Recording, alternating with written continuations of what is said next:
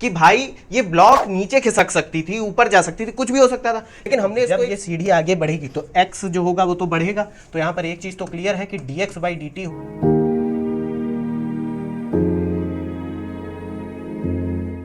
Hello बच्चों, welcome to ether. हम लोग आ गए आज लेक्चर 30 पर। हम लोग क्या पढ़ रहे थे बच्चों? पिछले 2-3 लेक्चर से हम लोग पढ़ रहे थे कांस्टेंट इक्वेशन और कांस्टेंट मोशन। अभी तक बच्चों हम लोगों ने देखा होगा आपने कि कांस्टेंट इक्वेशंस अप्लाई करे थे पुली मास सिस्टम पे, ठीक है, पुली है, रोप है, इस तरीके से। अब आज हम लोग इस लेक्चर में देखेंगे कि कांस्टेंट इक्वेशंस जो है और भी टाइप के जो कॉम्बिनेशंस है उसमें भी पॉसिबल है, ठीक है। ऐसा नहीं होता कि सिर्फ पुली रोप पर ही कांस्टेंट इक्वेशन है। अगर आप कोई ऐसा मैकेनिज्म डिवाइस करते हो जिसमें अलग अलग शेप की मशीन्स हैं, अलग अलग शेप के ऑब्जेक्ट्स हैं, तो उस पर भी कांस्टेंट इक्वेशन लगती है। उसको समझने के लिए हम लोग एक एग्जाम्पल से समझेंगे। जैसे कि यहाँ पर लिखा हुआ है वेज कंस्ट्रेंट। अब ये वेज क्या है? वेज बेसिकली अभी इस लेवल पे बस इतना समझो बच्चों, एक ट्रायंगुलर ब्लॉक है, बस इतना ही नाम। ट्रायंगुलर ब्लॉक होती है, जैसे कि ये दिख रहा है, ये ग्रीन कलर का आपको दिख रहा है, ये ट्रायंगुलर ब्लॉक है। अब ये क्या कह रहा है, एक एग्जाम्पल से समझते हैं बच्चों। यहाँ पर क्या बताने की कोशिश कर रहा है? In the arrangement shown here find the acceleration of the rod and that of wedge, assume all the surfaces to be frictionless.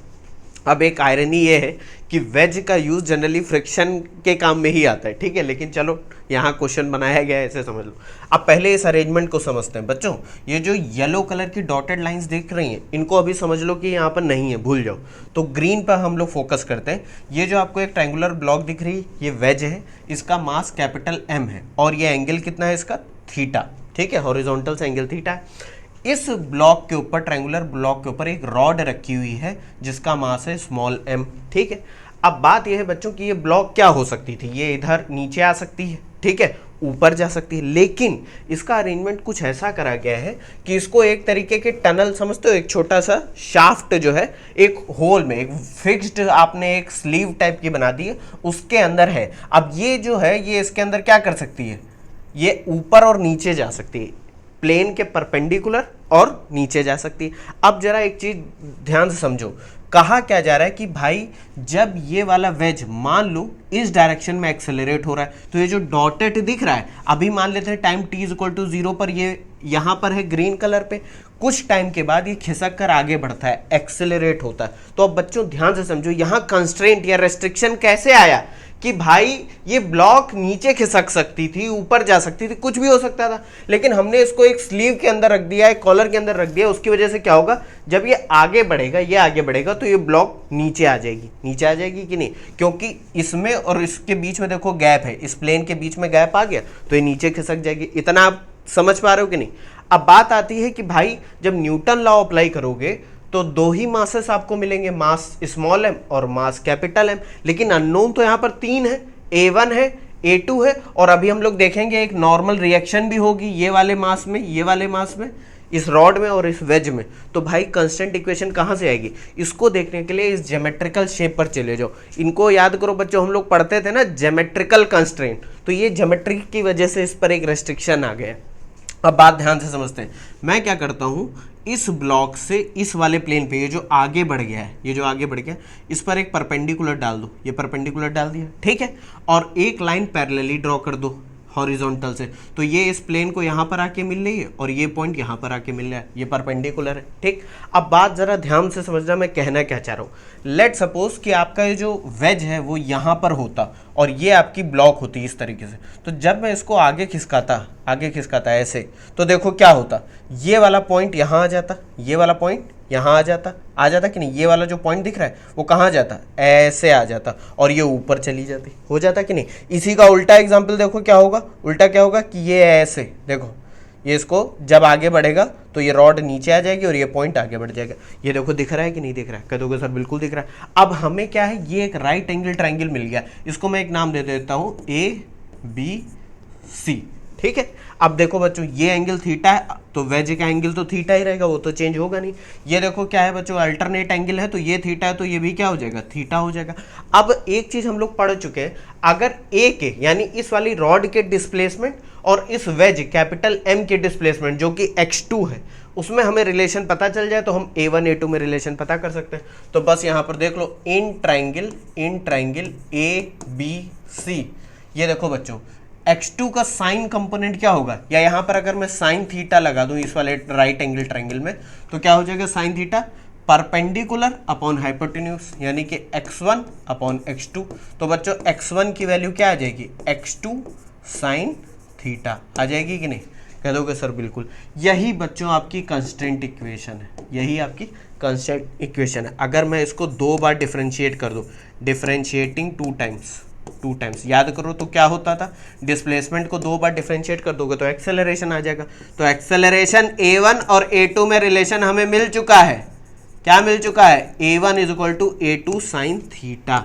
यही बच्चों हमें अगर मिल गया तो अब तो न्यूटन लॉ लगाना तो हमारे लिए बाएं हाथ का खेल है। इसको देखो फिर मैं दोनों ब्लॉक पर, इस स्मॉल m पर और इस ब्लॉक पर कैपिटल M पे इंडिविजुअली न्यूटन लॉ अप्लाई करके दिखाता हूं। देखा कितना इंटरेस्टिंग है बच्चों ये, चलो देख लिया। अब बच्चों एक काम करते हैं, सबसे पहले फॉर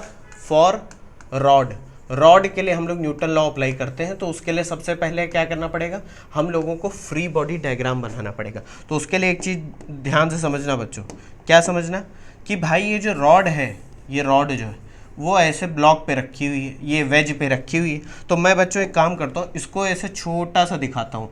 कहोगे सर ऐसा क्यों कर रहा हूँ, अभी जो चीज़ें ड्रॉ करनी है ना बच्चों फिर वो हौच पौच हो जाएगा, इसलिए। ये एक्स एक्सिस से कितना एंगल है, थीटा है भाई, ठीक। अब देखो फोर्सेस कौन कौन सी होंगी, इसका वेट नीचे mg लगेगा, स्मॉल mg, याद करो। इसके 2 कंपोनेंट होंगे, एक होगा परपेंडिकुलर टू द प्लेन जो कि होगा mg cos थीटा। ये सब याद आ रहा है कि नहीं, क्योंकि ये थीटा होता है, ये सब बार बार नहीं बताऊंगा। और ये वाले कंपोनेंट की बच्चों हमें ज़रूरत ही नहीं है, ये जो mg साइन थीटा है, mg साइन थीटा। कहोगे सर क्यों ज़रूरत नहीं है, अरे भाई ये देखो, ये जो रॉड है ये इधर उधर तो जा नहीं सकती है, क्योंकि ये तो स्लीव के अंदर है, सिर्फ इस डायरेक्शन में perpendicular to the plane motion कर सकती है। तो इसको लिखने की बच्चों ज़रूरत नहीं है, इसको लिखने की ज़रूरत नहीं। और मैं यहाँ पर इसको ऐसे डबल लाइन क्रॉस कर देता हूँ, इसका मतलब है कि भाई हमने कंपोनेंट ऑलरेडी ले लिया है, mg को कंसीडर अब नहीं करना। चलो ठीक है, कोई बात। इस मास के ऊपर एक इस प्लेन की वजह से नॉर्मल रिएक्शन आएगी, ठीक है, आएगी कि नहीं यार, एक तो लाइन नहीं सीधी ड्रॉ होती, ये मान लेते हैं n, ठीक। अब इसका एक्सेलरेशन किस डायरेक्शन में हो रहा है, अगर वेज उधर जा रहा है तो एक्सेलरेशन a1 इस डायरेक्शन में हो रहा है। तो भाई इस डायरेक्शन में परपेंडिकुलर टू द प्लेन, इसको मान लो एक डायरेक्शन, चलो छोड़ो। अब क्या लिखूंगा, net force perpendicular to plane is equal to mass कितना है, मास है m इंटू a1। ये सेकेंड लॉ अप्लाई हो गए। तो भाई इस डायरेक्शन में नेट फोर्स कितनी होगी परपेंडिकुलर, mg cos थीटा, और ये अपोजिट डायरेक्शन में तो कितना हो जाएगा, mg cos थीटा माइनस का n is equal to small m into a। देखो बच्चों एक इक्वेशन आपको ये मिल गई, इसको इक्वेशन थर्ड लिख देते हैं, ठीक है। थर्ड क्यों, क्योंकि 1 और 2 पहले आ चुकी। इसको देखो एक बार, कह दोगे सर ये तो बहुत आसान था, आसान है, ऐसा कुछ नहीं है कि इसमें कुछ कठिन है। बस क्या है कि एक बार बताना था मुझे आपको कि भाई अलग अलग सिस्टम से कांस्टेंट इक्वेशन कैसे लगाते। इसको देख लो एक बार, इसको देख लिया। अब मैं क्या करूँगा, अब ये जो वेज है हमारा वेज, इसके ऊपर मैं अप्लाई करने जा रहा हूँ, क्या अप्लाई करूँगा, न्यूटन का सेकेंड लॉ फिर से। तो देखो ये था आपका वेज, ये वेज है, ठीक है, कह दोगे सर बिल्कुल।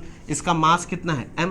अब बच्चों एक चीज़ ध्यान से समझो, जब ये ब्लॉक इस पर रखी गई तो नॉर्मल रिएक्शन इसके ऊपर आएगा, इस प्लेन का। न्यूटन थर्ड लॉ के अकॉर्डिंग इसका जो n है अपोजिट डायरेक्शन में इसके ऊपर भी एक्ट करेगा।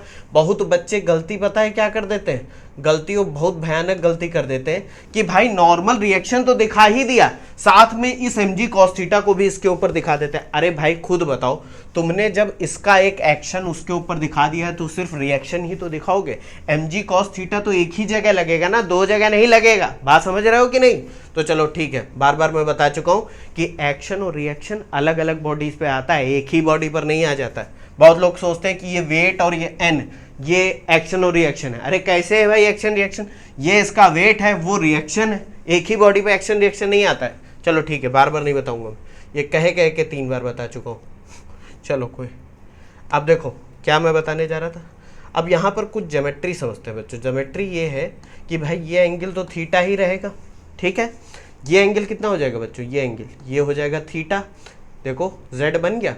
तो ये एंगल कितना होगा, ये टोटल 90 है तो कितना हो जाएगा 90 माइनस थीटा हो जाएगा कि नहीं, कह दोगे सर बिल्कुल। अब एक बात बताओ, ये जो n है इसका ये वाला जो कंपोनेंट होगा, ये वाला कंपोनेंट जो कि कितना होगा n cos 90 माइनस थीटा।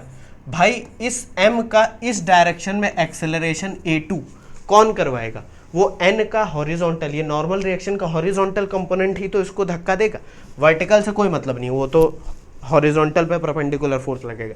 ये वाला सिर्फ एक ही फोर्स है जो along the direction of acceleration लग रही है, तो net force in x direction या a2 की डायरेक्शन इज इक्वल टू, अब यहाँ स्मॉल m मत लिख देना, कैपिटल M a2, ठीक है। नेट फोर्स कितनी हो गई? n cos 90 minus theta is equal to m a2, ठीक है। और cos 90 माइनस थीटा कितना होता है? साइन थीटा, तो n sine theta is equal to m a2। अब देखो बच्चों आपका सोल्यूशन आ जाएगा, कैसे आ जाएगा कि भाई देखो एक इक्वेशन ये मिल गई, एक इक्वेशन ये मिल गई, और कह दोगे सर तीन वेरिएबल देखो अब दिख रहे हैं कि नहीं, a1 a2 और n भी तो पता होना चाहिए। अब इक्वेशन दो है और एक हमारे पास इक्वेशन और मिल गई थी हमें, a1 is equal to a2 sine theta. तो जब ये वैल्यू कहाँ गया है, a1 is equal to a2 sine theta, आप चाहे इसमें रख दो या इसमें रख दो a2 की वैल्यू, तो आपको दो इक्वेशन मिल जाएंगी दो वेरिएबल में, उनको सॉल्व कर लेना, आंसर आ जाएगा। ये मुझे करके दिखाने की ज़रूरत नहीं है ना, a1 की जगह a2 साइन थीटा रख देना, तो देखो दो वेरिएबल मिल जाएंगे n और a2, इसको सॉल्व कर दोगे, जो भी पूछा जाए उसका आंसर निकाल दोगे। बात समझ गए?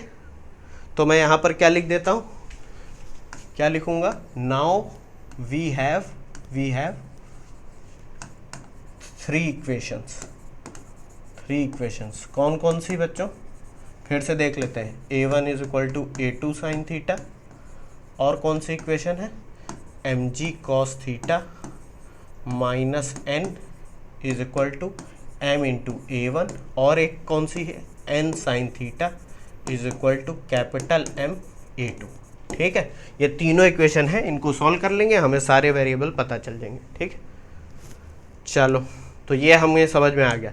अब बच्चों देखो कितना इंटरेस्टिंग था, हमने कांस्टेंट इक्वेशंस को अप्लाई करके देखा अदर देन पुली सिस्टम से। अभी तक पुली सिर्फ पढ़ते आ रहे हैं। अब देखो एक और एग्जांपल दे रखा है छोटा सा, इफ मास m, एक कैपिटल मास है वेज की तरह, is moving towards left with velocity v1 relative to ground, यानी कि ये इसकी एब्सोल्यूट वेलोसिटी है, एंड मास स्मॉल m, ये जो इसके ऊपर एक ब्लॉक रखी है, is moving downward with velocity v2 relative to plane, यानी कि ये जो प्लेन है इसके रिलेशन में वेलोसिटी, ये तो इसकी एब्सोल्यूट वेलोसिटी है कैपिटल M की, लेकिन v2 एब्सोल्यूट नहीं है, वो रिलेटिव टू प्लेन है नीचे की तरफ ऐसे।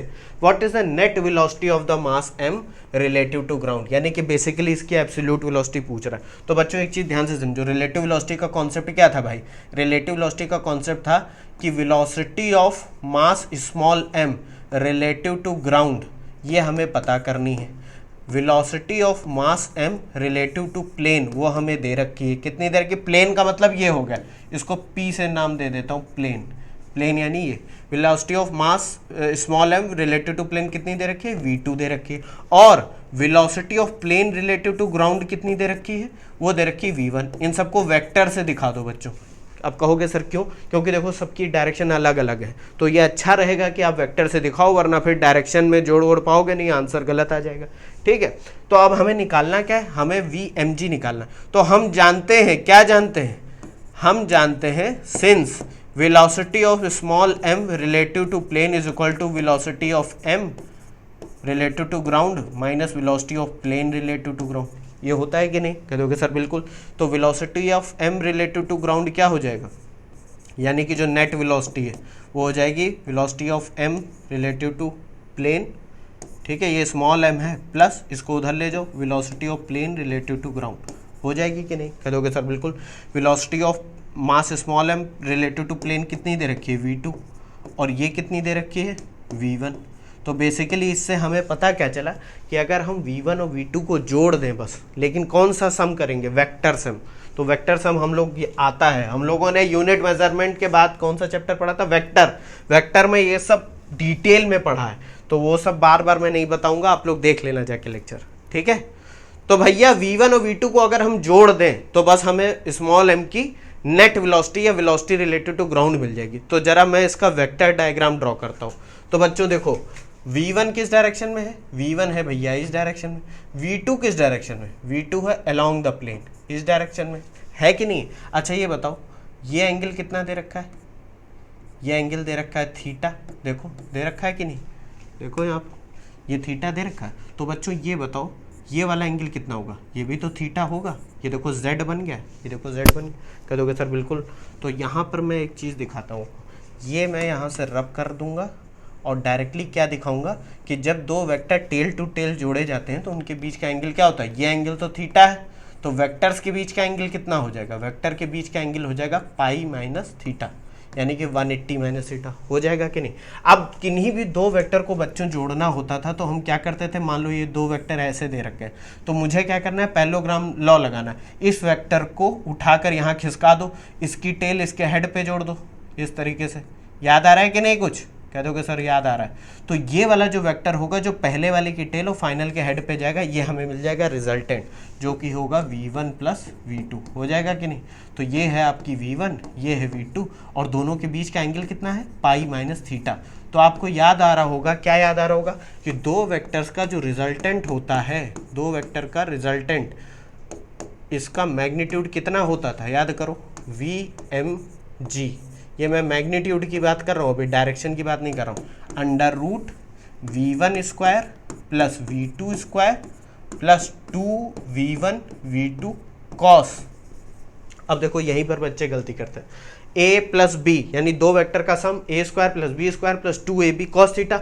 V1 और V2 के बीच का एंगल कितना है, पाई माइनस थीटा, थीटा नहीं है, ठीक है। तो ये हो जाएगा पाई माइनस थीटा।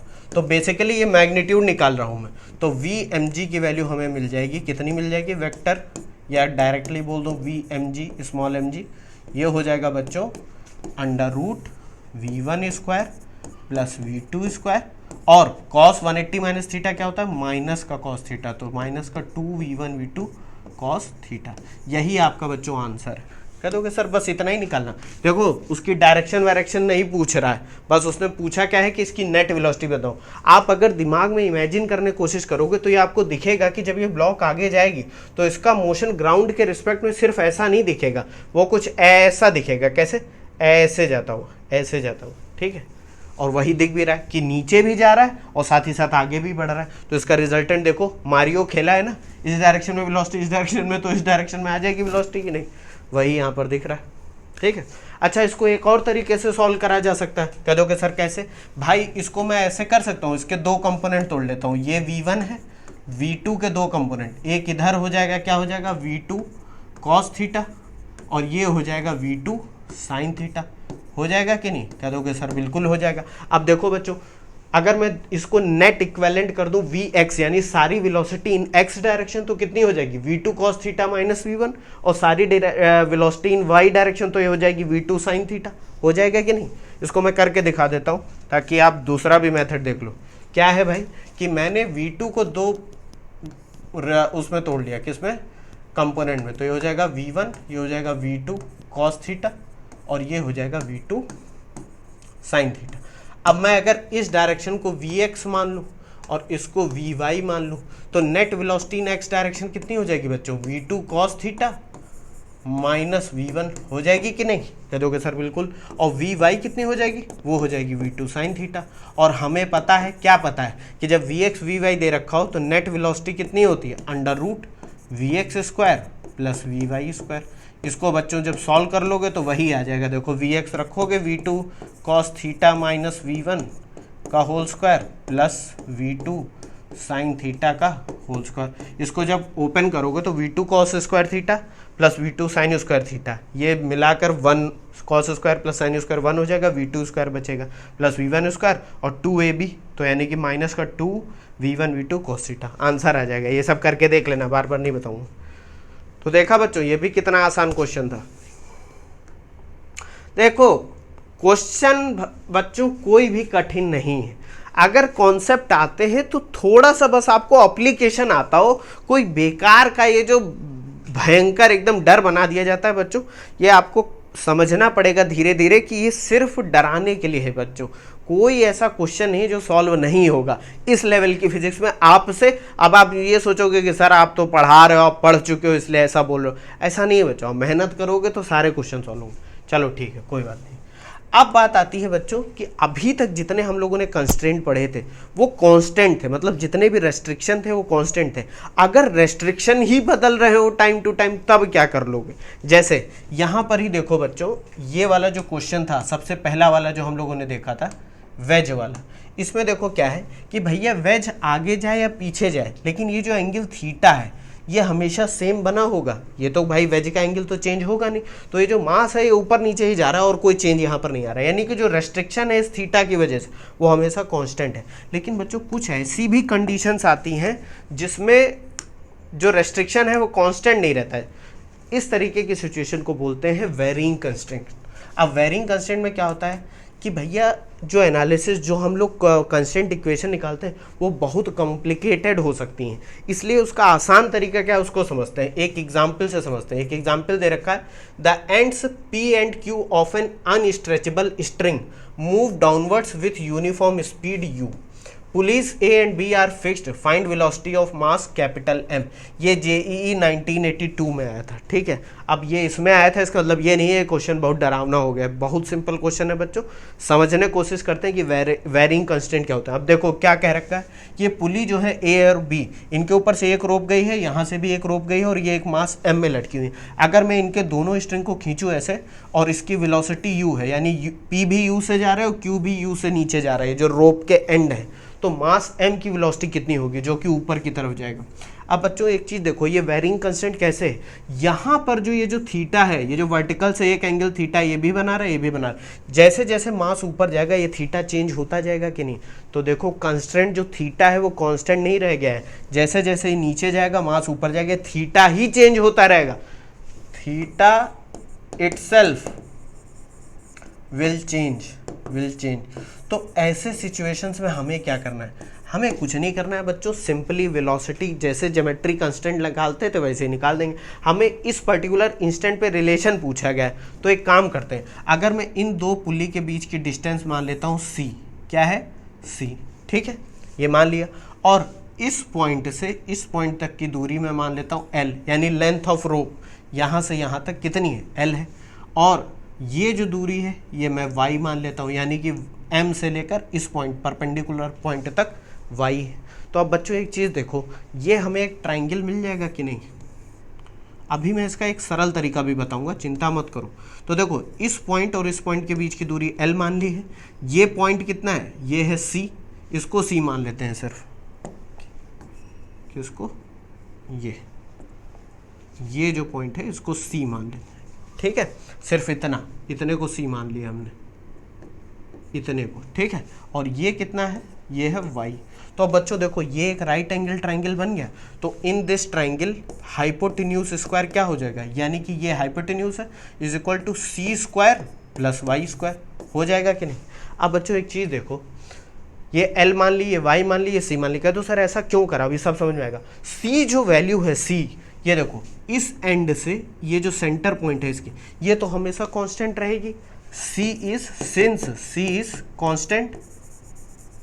कांस्टेंट है कि नहीं? कह दोगे सर बिल्कुल है। अब ये क्यों बताया अभी समझ में आएगा। डिफरेंशिएटिंग इक्वेशन 1, अब इसको अभी एक ही बार डिफरेंशिएट कर रहा हूं बच्चों, मैं इस इक्वेशन को 2 बार नहीं कर रहा हूं। क्यों नहीं कर रहा हूं?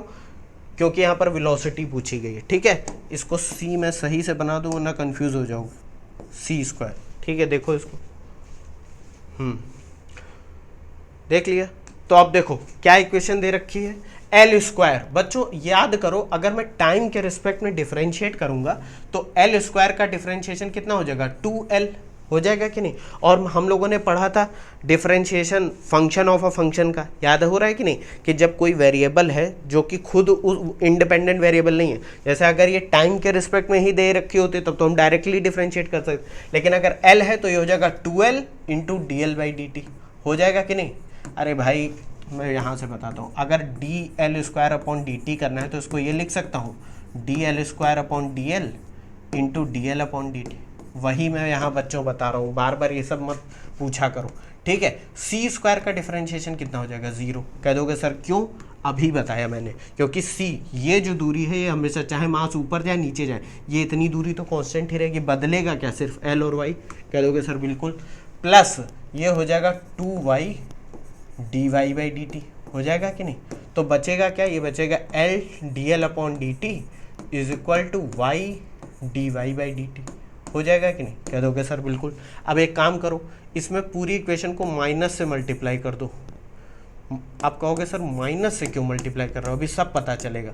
और L को इसके नीचे ले आओ, तो ये हो जाएगा माइनस dy/। अब बच्चों ध्यान से समझो भाई, इस एंड P की वेलोसिटी है जो U है वो कैसे होगी, ये मास जब ऊपर जाएगा तो L है, ये जो दूरी है ये चेंज होगी विद रिस्पेक्ट टू टाइम, तो dl/dt यही तो आपको स्पीड देगा U।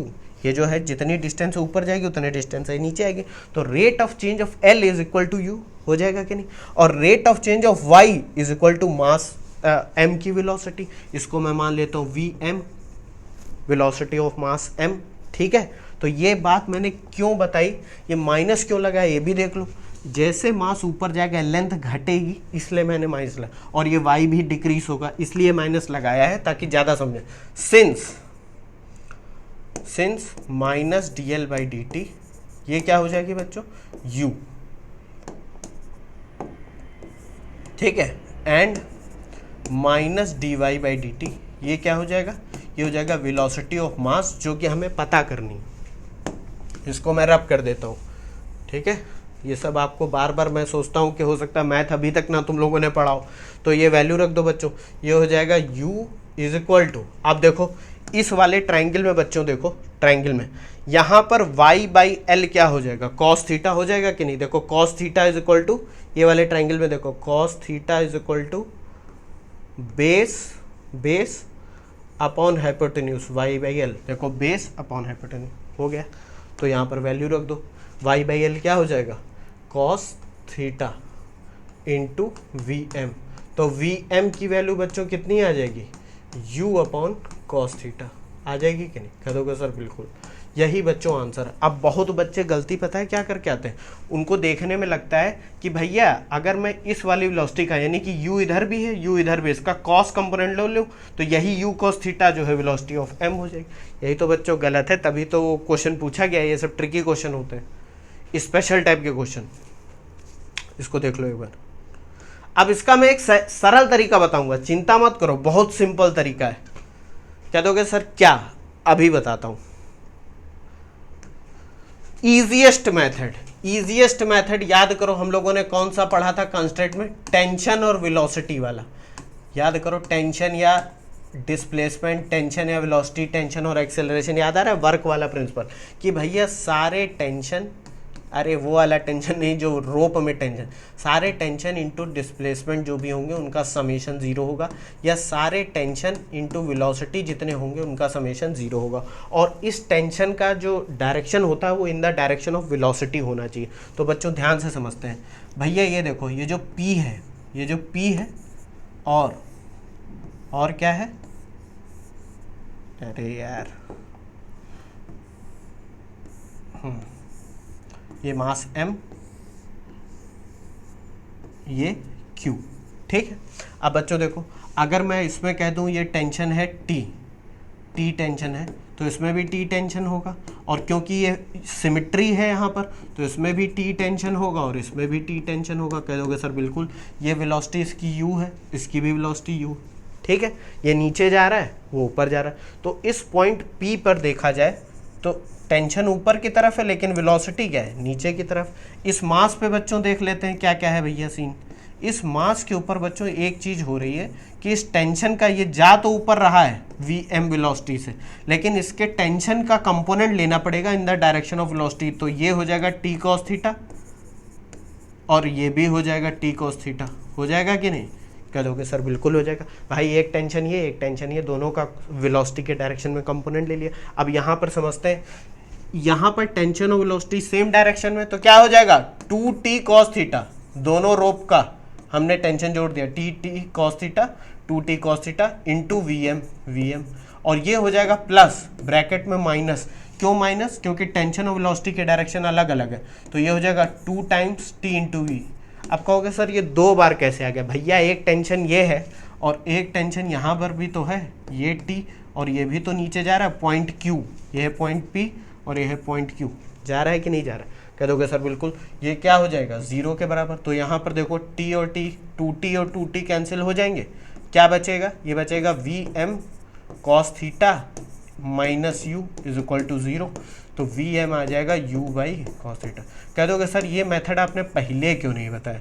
अरे भैया पहले इसलिए नहीं बताया क्योंकि थोड़ी ज्योमेट्री समझ लो तो आसान होगा, थोड़ा और ज़्यादा तुम्हारे दिमाग की वायरिंग चेंज होगी तो समझने में और अच्छा लगेगा। देखा ये कितना सिंपल मेथड है, क्योंकि इसीलिए तो इसको ईजीएस्ट मेथड बोला जाता है। चलो सर ये तो बहुत सही था, टेंशन के कंपोनेंट ले लिए, इसी डायरेक्शन में मोशन हो रहा है तो टेंशन इंटू वेलोसिटी, और ये वाली टेंशन इंटू वेलोसिटी सारा जोड़ के इक्वल टू 0। देखा? अच्छा ऐसे क्वेश्चंस में गलती बच्चों पता है क्या होती है? ये प्लस माइनस में गलती हो जाती है, उसकी बच्चों चिंता मत करना, बस तुम इतना ध्यान रखना अगर टेंशन और वेलोसिटी एक ही डायरेक्शन में है तो सबको प्लस ले लेना, अपोजिट डायरेक्शन में तो माइनस ले लेना। और ऐसा क्यों होता है ये भी बताया था, क्योंकि वर्क डन जब निकालते हो तो दोनों के बीच में अगर 180 डिग्री का एंगल है तो cos 180 -1 होता है। चलो वो सब छोड़ो, देखा कितना इंटरेस्टिंग था। एक ये बच्चों क्वेश्चन कर लेते हैं, बहुत इंटरेस्टिंग है। एग्जाम्पल नंबर 2 वेरिंग कंस्टेंट का ये क्वेश्चन इतना अच्छा है कि मैं बता नहीं सकता। तो कहोगे सर मत बताओ। In the shown figure wire P Q, एक वायर है पी क्यू, इज स्मूथ, यानी कि भैया फ्रिक्शन नहीं है। रिंग ए की रिंग है, इसके ऊपर has a mass of 1 kg, यानी इसका मास कितना है भाई? 1 kg है, ठीक है। And block b has mass of 2 kg। अब इस रिंग से एक रोप बंधी हुई है जो कि एक पुली से होते हुए एक ब्लॉक बी में कनेक्टेड है, ठीक है, और जिसका मास कितना है? 2 kg। इसका मास कितना है? 2 kg, ठीक। कह दोगे सर बिल्कुल। If the system is released from rest, released from rest का मतलब होता है कि t इज इक्वल टू 0 पर वेलोसिटी 0, थीटा की वैल्यू 60 डिग्री है। भाई इसकी वैल्यू कितनी है? 60 डिग्री है, ठीक। फाइंड रिलेशन बिटवीन वेलोसिटी, यानी कि ए की वेलोसिटी और बी की वेलोसिटी में हमें रिलेशन पता करना है। और क्या पता करना है? Relation between accelerations just after the release at theta is equal to 0, और क्या? Theta is equal to 60 degree. और पता करना है tension in the string and acceleration at that is. तो बच्चों बहुत सिंपल है क्वेश्चन, आपको देखने में डरावना लग रहा होगा। देखो बताता हूँ, इस रिंग का मैं वेलोसिटी v1 मान लेता हूँ और ये मास मान लेता हूँ नीचे जा रहा है, इसकी वेलोसिटी v2। देखो तुम अपने हिसाब से ये नीचे जा रहा है मान लो, क्योंकि ये तो क्वेश्चन में खैर दे रखा है। अब ये ऊपर तो उधर अपने आप जाने नहीं लगेगा, इस मास की वजह से नीचे ही जाएगा। अब देखो यहाँ पर मैं करूँगा क्या, यहाँ पर एक काम करता हूँ, नेक्स्ट पेज पर लिखूँ क्या? चलो छोड़ो, let rope is equal to l. अब कह दोगे ये क्या लिखा है? एल मीटर, छोड़ो ये सब नहीं लिखूंगा। यानी ये जो रोप है बच्चों, ये इसकी टोटल लेंथ में एल मान लेता हूँ, ठीक है। कह दोगे सर ठीक है।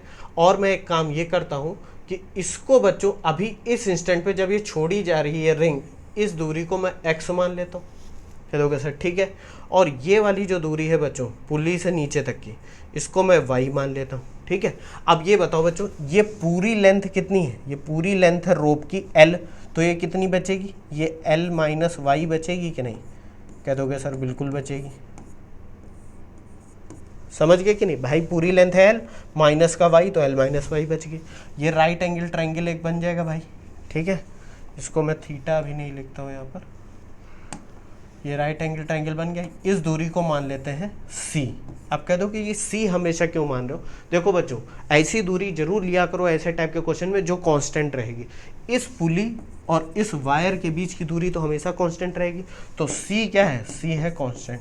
अब फिर देखो यहाँ पर एक चीज़ आपको मिल गई। क्या मिल गई? आपको मिल गया एक राइट एंगल ट्रायंगल। तो ये मैं नेक्स्ट पेज पर बनाने जा रहा हूँ, इसको देखो एक बार, देख लिया? तो राइट एंगल ट्रायंगल बच्चों कैसा बनेगा? ये बनेगा, ये है C, ये है X, ये है L माइनस वाई, ये एंगल है थीटा और ये है 90 डिग्री, ठीक। अब यहाँ पर क्या करेंगे? फिर से वही कर देंगे, L माइनस वाई का होल स्क्वायर। ये पहला वाला हम लोग सॉल्व कर रहे हैं, यानी कि रिलेशन निकाल रहे हैं वेलोसिटी में। L माइनस वाई का हाइपोटेन्यूज का square is equal to x square plus c square हो जाएगा। अब इसको मैं डिफ्रेंशिएट कर दूंगा इक्वेशन 1 को, डिफरेंशिएटिंग इक्वेशन वन टाइम कर रहा हूँ डिफरेंशिएट, तो देखो l माइनस वाई इस पूरे का स्क्वायर है तो ये हो जाएगा 2l माइनस वाई, हो जाएगा कि नहीं, कह दोगे सर बिल्कुल। और फिर इसका डिफरेंशिएशन कर दो तो l dl by d T, भाई लेंथ तो रोप की कांस्टेंट रहेगी ना, देखो मैं लिख देता हूँ यार वरना कंफ्यूज हो, dl by d T minus dy by d t, हो जाएगा कि नहीं, कह दोगे सर ये कहाँ से है, पहले इसका डिफरेंशिएशन कर दिया फिर इसका डिफरेंशिएशन कर दिया अलग अलग, ठीक। Is equal to 2x dx by d t, कह दोगे सर बिल्कुल, प्लस जीरो, जीरो क्यों, क्योंकि सी स्क्वायर का डिफरेंशिएशन क्या हो जाएगा, जीरो, कांस्टेंट है। अब ये यहाँ पर देखो सिंस l लेंथ भी कांस्टेंट होगी, भाई रोप की लेंथ कांस्टेंट है, वो तो टाइम के साथ चेंज नहीं हो रही, तो dl बाई डी टी भी क्या हो जाएगा, जीरो हो जाएगा। तो यहाँ पर क्या बचा, 2l माइनस वाई माइनस का dy by d t is equal to 2x dx by d t, हो जाएगा कि नहीं, कह दोगे सर बिल्कुल। ये 2 से 2 कैंसिल हो गया और मैं यहाँ पर क्या कर रहा हूँ बच्चों, ये वाला माइनस इस dx बाई डी टी के साथ ले रहा हूँ और l माइनस वाई नीचे लेकर आ रहा हूँ, तो ये क्या हो जाएगा, dy by d t is equal to x upon l minus y into minus का dx अपॉन डी टी। कह दोगे सर कुछ कुछ तो हमें समझ में आ रहा है, आप करने की कोशिश क्या कर रहे हो। अब एक बात बताओ बच्चा, जब ये रिंग यहाँ से उठकर यहाँ पर आएगी तो x में चेंज आएगा कि नहीं, और जब ये इधर से इधर आएगी तो मास नीचे जाएगा यानी कि y में चेंज आएगा, c तो हमेशा कांस्टेंट ही रहेगी। तो यानी कि dy बाई डी टी, देखो लेंथ बढ़ रही है तो प्लस का dy बाई डी टी क्या हो जाएगा, ये हो जाएगी वेलोसिटी v2, हो जाएगी कि नहीं, कह दोगे सर बिल्कुल। और माइनस का dx अपॉन डी टी, ये क्या हो जाएगी, ये हो जाएगी वेलोसिटी v1, कह दोगे सर बिल्कुल। भाई देखो x घट रहा है इसलिए माइनस यहाँ पर लगा दिया, ये दोनों वैल्यू वहाँ पर अगर हम पुट कर दे तो dy बाई डी टी क्या हो जाएगा, v2। और इस वाले ट्राइंगल में देखो, इस वाले ट्राइंगल में अगर देखा जाए तो cos थीटा क्या हो जाएगा, बेस अपॉन हाइपोटेन्यूज, यहाँ पर मैं लिख देता हूँ since cos theta is equal to base upon hypotenuse, तो ये सारी वैल्यू रख दो तो ये हो जाएगा v2 is equal to cos theta into minus d x by d t हो जाएगा v1, तो v2 की वैल्यू बच्चों आ गई v1 cos थीटा। ये आपको पहले वाले का आंसर मिल गया, देखा कितना इंटरेस्टिंग क्वेश्चन है ये, ठीक है।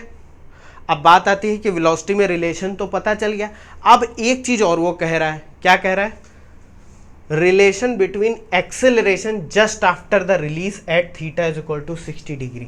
तो बहुत बच्चे गलती क्या कर देंगे बच्चों कि इस पूरी इक्वेशन को डायरेक्टली डिफरेंशिएट कर देंगे, करने को तो तुम करोगे तो आंसर सही ही आएगा, भाई वेलोसिटी आ चुकी है, अब इसको मैं डिफरेंशिएट कर दूं तो एक्सेलरेशन आ जाएगा, वो भी रिलेशन यही आएगा a2 is equal to a1 cos theta. लेकिन मैं क्या करता हूं कि इस इक्वेशन को 2 बार डिफरेंशिएट करने की कोशिश करता हूं, एक बार तो हम लोग डिफरेंशिएट कर ही चुके हैं और हमें क्या मिल चुका है, ये इक्वेशन मिल चुकी है, क्या मिल चुकी है, एक मिनट, यहाँ पर ये इक्वेशन मिल चुकी है, इक्वेशन सेकंड, एक बार डिफरेंशिएट करने पे, तो 2 बार करके देखते हैं इसको, चलो ठीक है। तो ये देख लिया आपने, वेलोसिटी में रिलेशन पता चल गया। अब बी वाला पार्ट हम लोग करते हैं, दूसरा वाला, हमें एक्सेलरेशन पता करना है, a2 की वैल्यू a1 के टर्म में, रिलेशन पता करना है थीटा इज इक्वल टू 0। तो बच्चों देखो हमने क्या लिखा था, l square is equal to x square plus c minus, क्या लिखा था यार, एल माइनस वाई का स्क्वायर, एल माइनस वाई का square is equal to x square plus c square. और इसको एक बार डिफरेंशिएट करने पर क्या आया था बच्चों, एक बार डिफरेंशिएट करने पर आया था 2l माइनस वाई माइनस का dy बाई डी टी, तो dy बाई डी टी मैं इधर ही लिखा रहने देता हूँ, इज इक्वल टू माइनस उधर लेके गया तो यह आ जाता है minus x D x by d T, और 2 और 2 कैंसिल हो चुके हैं, 2 और 2 कैंसिल हो चुके हैं। अब अगर मैं इस इक्वेशन को दोबारा बच्चों डिफरेंशिएट करूँ तो देखो यहाँ पर प्रोडक्ट रूल लग जाएगा, 1 और 2 दो फंक्शन है, तो पहले वाले को छोड़ो दूसरे वाले का डिफरेंशिएशन करो तो ये हो जाएगा d2y by d t square, हो जाएगा कि नहीं, प्लस दूसरे वाले को छोड़ो पहले वाले को करो तो ये हो जाएगा माइनस का dy बाई डी टी, और ये आ जाएगा dy बाई डी टी का होल स्क्वायर। अब कुछ बच्चे यहाँ पर चक्कर खा के गिरेंगे, कहेंगे सर l का डिफरेंशिएशन 0 हो गया, y का differentiation dy by d T, तो dy by d T into dy by d T क्या हो जाएगा, dy बाई डी टी का स्क्वायर, माइनस बाहर आ जाए। उसी तरह यहाँ पर करो, माइनस बाहर ले लो, ये क्या हो जाएगा x d2x by d t square plus dx by d T का होल स्क्वायर। हो जाएगा कि नहीं भाई? देखो dx बाई डी टी को दोबारा करोगे तो वही आ जाएगा। अब कहोगे सर यहाँ बताना क्या चाह रहे हो, आप डायरेक्ट वेलोसिटी को नहीं कर पा रहे थे। अरे भाई मुझे भी पता है कर सकते थे, लेकिन मैं आपको कुछ समझाना चाह रहा हूँ। समझाना ये चाह रहा हूँ कि देखो क्वेश्चन में कहा गया है कि just after the release at theta is equal to 60 degree, यानी जब ये सिस्टम छोड़ा जा रहा है जस्ट, तो एट रिलीज के टाइम पे जो दोनों वेलोसिटी हैं, यानी कि dx बाई डी टी जिसको हम v1 कह रहे हैं और v2 यानी dy बाई डी टी, ये सब क्या है बच्चों? ये सब जीरो है कि नहीं? तो यहाँ पर ये जीरो हो जाएगा और यहाँ पर ये जीरो हो जाएगा, तो बचेगा क्या? मैं यहाँ पर लिख रहा हूँ l minus y d two y by d t square is equal to minus का x d two x by d t square. हो जाएगा कि नहीं? और इसको फिर से आप वही दिखा देना, d two y by d t square क्या है? ये है a2 is equal to x upon l minus y, ये क्या आया था? कॉस थीटा, और माइनस का d two x upon d t square, ये हो जाएगा a1। तो देखो a2 इज इक्वल टू क्या आ गया? a1 cos theta. कह दोगे सर ये तो अभी आप डायरेक्टली इसको डिफरेंशिएट कर देते और बता देते। चलो मैं यहाँ पर करके भी दिखा देता हूँ। Differentiating v2 d v two by d t is equal to d v one by d t is equal into cos theta. तो ये a2 is equal to a1 cos theta directly आ जाता। आपने इतना तामझाम क्यों करा बच्चों? तामझाम ये करा इसलिए करा क्योंकि मुझे ये कंडीशन आपको समझानी थी कि just after the release dx by d T और dy बाई डी टी तो कॉन्स्टेंट जीरो होंगे ना, क्योंकि उस वक्त तो वेलोसिटी जीरो होगी। तो a2 is equal to a1 आ गया। अब यहाँ पर कितने एंगल पर पूछा जा रहा है? Theta is equal to 60 degree पर। तो कॉस 60 कितना है बच्चों? कॉस 60 हो जाएगा 1/2। तो a2 कितना आ जाएगा? a2 आ जाएगा a1 अपॉन 2। ये आपका आंसर आ गया। ठीक है, इसको देख लो एक बार, कितना इंटरेस्टिंग क्वेश्चन है ये सारे। मजा आ रही कि नहीं? ठीक है, अब क्या कह रहा है तीसरे वाले पार्ट में? Tension in the string and the acceleration at that instant. भाई अब तो बहुत आसान है। बी पर और इस वाले मास पे आपको क्या अप्लाई कर देना है? आपको अप्लाई कर देना है न्यूटन का सेकंड लॉ। चलो वो मैं करके दिखा देता हूँ, वरना फिर कंफ्यूज हो। अब देखो टेंशन तो टी ही रहेगा, इसमें भी और इसमें भी सेम स्ट्रिंग है। ठीक है, तो पहले मैं बी के लिए लिखता हूँ। क्या लिखूँगा? Newton second law. तो फॉर बी पे लिखता हूँ। तो देखो बच्चों ये क्या है? इस पर टेंशन लग रहा है ऊपर की तरफ टी, और इसका मास कितना दे रखा है? मास दे रखा है इसका 2 kg। तो इस पर अगर ग्रेविटी की वैल्यू g को 10 ले लें तो ये कितना हो जाएगा? 20 न्यूटन हो जाएगा नीचे की तरफ। ठीक है, और ये नीचे जा रहा है तो ये कितना हो जाएगा? एक्सेलरेशन इसका कितना है? a2। तो यहाँ पर लिख दो भाई 20 minus t is equal to 20 newton. यहाँ पर एक काम करता हूँ, तुम कंफ्यूज ना हो जाओ, इसलिए 2g लिख देता हूँ। ठीक है, ये 2g is equal to 20 Newton. चलो बार बार सबको समझाना पड़ता है। 2 kg को लिख दूंगा 2 इंटू एक्सेलरेशन a2। ठीक है, और since a2 is equal to क्या दे रखा है? a2 है a1 बाई 2। तो ये क्या आ जाएगा? ये आ जाएगा 20 minus t is equal to a1 upon 2 करोगे 2 कैंसिल हो जाएगा। अब क्या बचा? अब बच्चों बचा ये वाली रिंग, फॉर रिंग। अब रिंग में तुम लोग हो जाओगे कंफ्यूज। कैसे? कि भैया ये रिंग तो है, इसका ये टेंशन इस डायरेक्शन में टी है, लेकिन आपको किस डायरेक्शन में लेना है? वेलोसिटी के डायरेक्शन या एक्सेलरेशन की डायरेक्शन में?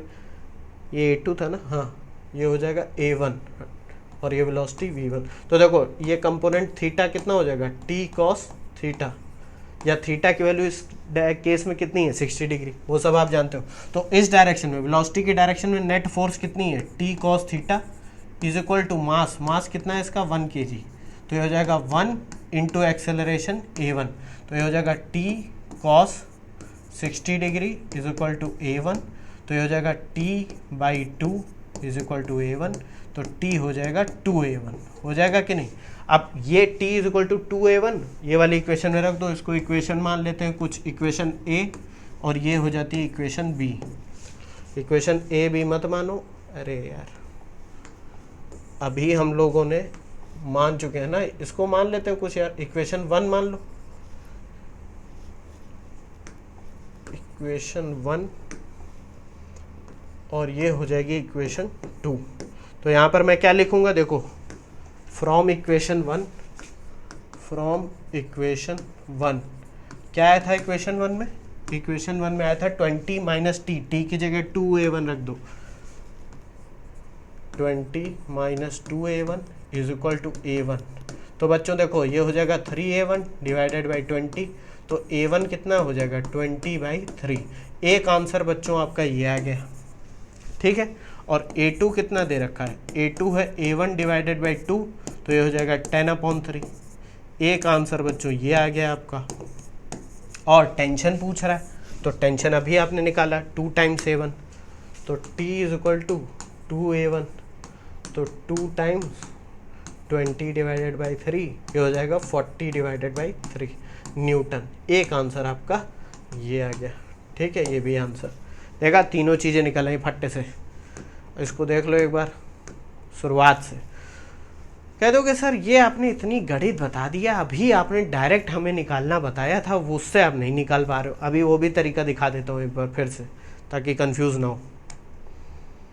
कह दोगे सर कितने तरीके बताओगे?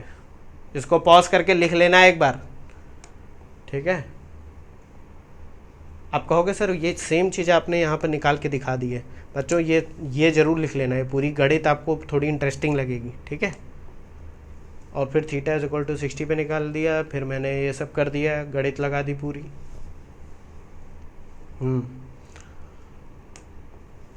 ये सॉल्व कर दिया, टेंशन की वैल्यू आ गई, ठीक। अब बच्चों कहोगे कि सर आपने ये रिलेशन बताने के लिए डायरेक्ट मेथड क्यों यूज़ नहीं करा? ईजीएस्ट मेथड जो आपने बताया था, देखो क्या ईजीएस्ट मेथड था? ये रिंग थी 1 kg की, इस पर बच्चों टेंशन इस डायरेक्शन में लग रहा था, तो इसका ये वाला कंपोनेंट कितना होगा वेलोसिटी की डायरेक्शन में? टी कॉस थीटा होगा कि नहीं? कह दोगे सर बिल्कुल होगा। और ये जो मास था, इस पर टेंशन कितना ऊपर की तरफ था, लेकिन इसकी वेलोसिटी नीचे की तरफ v2 थी, ठीक। तो sigma t into v is equal to 0। तो ये वाले केस में वेलोसिटी और टेंशन सेम डायरेक्शन में है, तो v1 into T cos theta हो गया कि नहीं? ये वाले केस में टेंशन और वेलोसिटी अपोजिट डायरेक्शन में, तो प्लस का minus t into v2 is equal to 0। तो ये t और t कैंसिल हो जाएगा, v1 कॉस थीटा और v2 उधर ले जाओ, लो भैया आंसर। देखा, तुरंत आंसर आया, इसीलिए ये ईजीएस्ट मेथड है। अब इसको डिफ्रेंशिएट करके a2 is equal to a1 cos theta लगा दोगे। ये आपको दुनिया भर की ये जो आपने गणित लगा रखी है, ये l मानो t मानो, ये सब नहीं करना पड़ेगा, ठीक है। तो बच्चों क्या समझ में आया? कह दोगे सर बहुत कुछ समझ में आ गया, ज़्यादा मत समझाओ, ठीक है। चलो एक छोटा सा एग्जाम्पल और देख लेते हैं। एग्जाम्पल नंबर 3, ये पहले 4 लिखा था, वो 3 हो गया है, ठीक है। एक लैडर है, ठीक है, सीढ़ी, ये एक स्मूथ वॉल पे रखी हुई थी, ठीक। अब स्मूथ है तो एक खिसक रही है भाई, इसके एक एंड की वेलोसिटी v दे रखी है, तो b की वेलोसिटी पता करनी है कि b जब नीचे जा रहा है तो इसकी वेलोसिटी कितनी है, ये बतानी है हमको। ये भी बहुत सिंपल है। अगर मैं इसकी लेंथ l मान लूँ, लैडर की लेंथ l मान लेता हूँ, और ये जो दूरी है इसको x मान लो, ये जो है इसको y मान लो, तो यहाँ पर फिर से वही सब सॉल्व कर देना। क्या देखो, जब ये सीढ़ी आगे बढ़ेगी तो x जो होगा वो तो बढ़ेगा, तो यहाँ पर एक चीज़ तो क्लियर है कि dx/dt हो जाएगा वेलोसिटी v, हो जाएगी कि नहीं, चेंज ऑफ x, और वेलोसिटी b माइनस का dy/dt, ये क्या हो जाएगा, ये हो जाएगी vb। कह दोगे सर बिल्कुल माइनस क्यों? क्योंकि y घटेगा, इसलिए माइनस ले लिया। अब यहाँ पर देखो क्या है, l square equal to x square plus y square है कि नहीं। Since l is equal to constant, इसको अगर मैं डिफ्रेंशिएट कर दूँ तो 0 is equal to 2x dx/dt plus 2y dy/dt हो जाएगा कि नहीं? कह दोगे सर बिल्कुल हो जाएगा। ये पूरी इक्वेशन से 2 कैंसिल हो जाएगा, क्या बचेगा? बचेगा dy/dt is equal to minus का x dx/dt हो जाएगा कि नहीं। ये माइनस उधर ले जाओ तो ये माइनस का dy/dt is equal to x upon y dx/dt हो गया कि नहीं। अच्छा अब बच्चों एक बात बताओ, यहाँ पर x अपॉन वाई क्या हो जाएगा, x अपॉन वाई, देखो इसको उधर लेके गए और y को नीचे ले आए, तो x अपॉन वाई हो जाएगा cot theta base upon perpendicular, हो जाएगा कि नहीं। देखो x upon y cot theta x upon y हो जाएगा कि नहीं। और d x by d t आपकी दे ही रखी है, वो कितनी होती है, वो होती v, तो ये हो जाएगा v b is equal to v cot theta, हो जाएगा कि नहीं। और कॉट थीटा को अगर tan के रिस्पेक्ट में लिखना हो तो ये हो जाएगा tan थीटा वी बी। ये बच्चों आंसर आ गया आपका। कितना आसान क्वेश्चन था, ठीक है, इसको देख लो एक बार। सही करा है, cot theta base upon perpendicular, हाँ ठीक है। कन्फ्यूज़न हो जाता है जब डायरेक्टली क्वेश्चन इतने सारे लगाओ और स्क्रीन के पास रहो ना, तो वो लगता है कि मैंने उधर क्या लिख दिया, भूल जाता है आदमी। ठीक है, तो भैया बहुत सारे क्वेश्चन हम लोगों ने सॉल्व कर लिए। वेरिएबल कंस्टेंट या कंस्ट्रेंट से बच्चों जितना कुछ हो सकता था मैंने आपको सब बता दिया है। इससे ज़्यादा कंस्टेंट के बारे में जानने की ज़रूरत है नहीं बच्चों, इस लेवल पे बिल्कुल ज़रूरत नहीं, इससे ज़्यादा कहीं पूछा नहीं जाना है और इंटरेस्टिंग भी है। अब आने वाले 1-2 लेक्चर में बच्चों हम लोग कुछ कुछ क्वेश्चन सॉल्व कर लेंगे और ज़्यादा, ताकि आपका दिमाग और खुल जाए और आपको कभी डर ना लगे पुली से और ये कंस्टेंट वाली इक्वेशन से। ठीक है, थैंक यू, मिलते हैं नेक्स्ट वीडियो में।